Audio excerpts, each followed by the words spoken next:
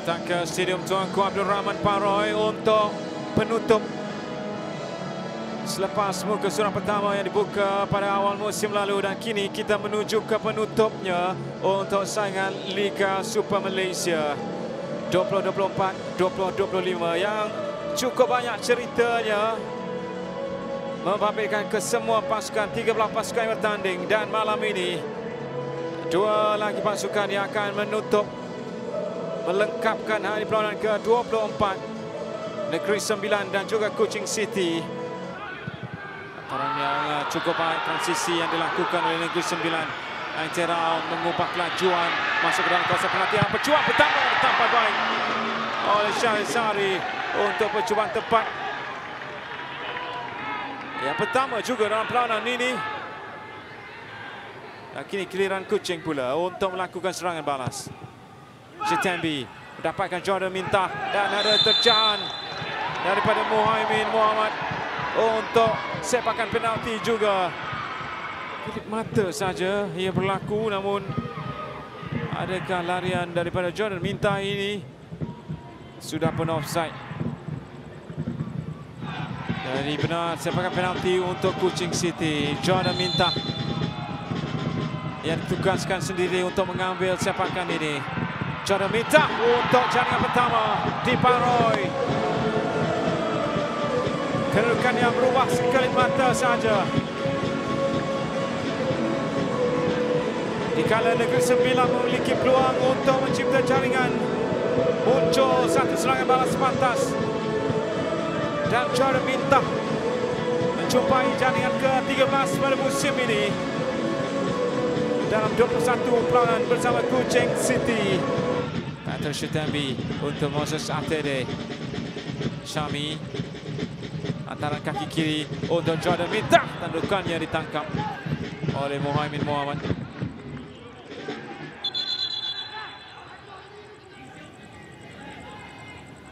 Kedudukan Sullah Hani yang berada di belakangnya.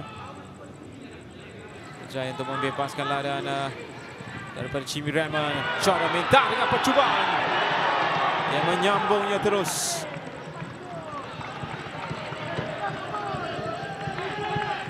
Namun serangan yang cukup direct sebenarnya daripada Kuching City. Bermula di sebelah kanan ini Patrick Sitembi. Mintah.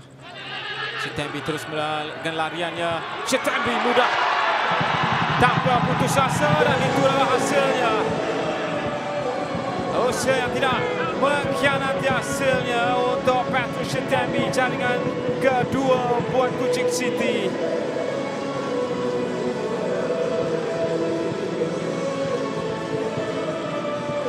Selepas menjadi arkitek untuk jaringan pertama, dan kini beliau pula dengan jaringan keempat peribadi pada musim ini dalam 19 perlawanan. Patrick Sitembi sudah pun melihat kedudukan Syami Izzuan berlari ke dalam ruang kosong, dihantar terus ke depan untuk mendapatkan Jordan Mintah. Lecongan yang berpunca daripada larian di sebelah kanan. Salvan yang dicari.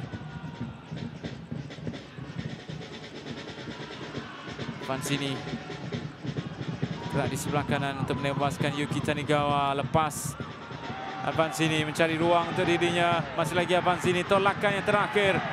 Salvan melepaskan rembatan dan masuk juga akhirnya. Selepas lapisan demi lapisan pertahanan yang diatur, yang diletakkan oleh Kuching City untuk menafikan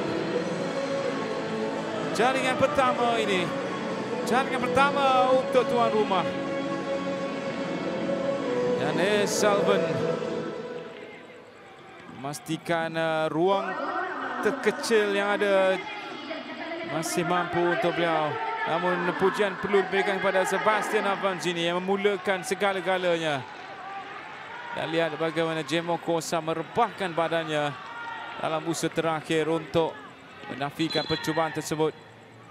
Dan itu tidak menghalang Salvan mendapatkan jaringan ketiga peribadinya pada musim ini dalam 15 perlawanan. Lantaran ini lawatan dengan percubaan ditampan oleh Muhaimin. Dan sepakan penalti sekali lagi diberikan oleh Zuhairi Zulkifli dengan insiden terbaru yang menarik perhatiannya. Di sini ia berlaku.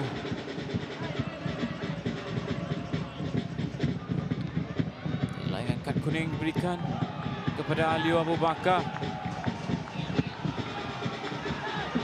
Dan pengesahan sepakan penalti untuk Kuching City yang ke-14-nya pada musim ini daripada Jordan Mintah untuk titik nokta.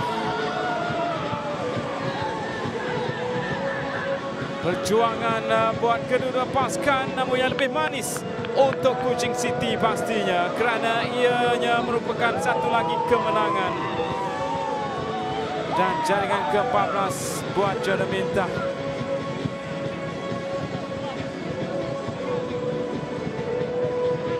Juga dan turut memberikan kemenangan ke-10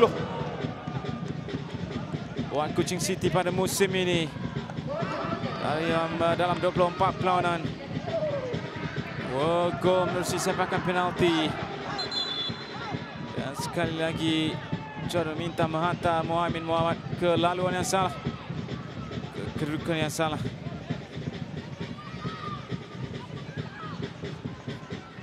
Lengkap untuk Kuching City dengan kemenangan 3-1 secara berkualiti. Serta pertama yang baik, namun penyudah daripada Zahrul Nizwan pula yang gagalkannya untuk mengulangi apa yang berlaku pada musim lalu dengan kemenangan 4-1. Tamat juga aksi di Stadium Tuanku Abdul Rahman Paroy untuk titik nota yang lebih manis buat Kuching City di perlawanan terakhir mereka. Manakala untuk Negeri Sembilan pula mereka mencatatkan satu lagi kekalahan ke-16 pada musim ini. Di tamat aksi di Stadium Tuanku Abdul Rahman Paroy, Negeri Sembilan tewas di perlawanan terakhir. Negeri Sembilan 1, Kuching City 3.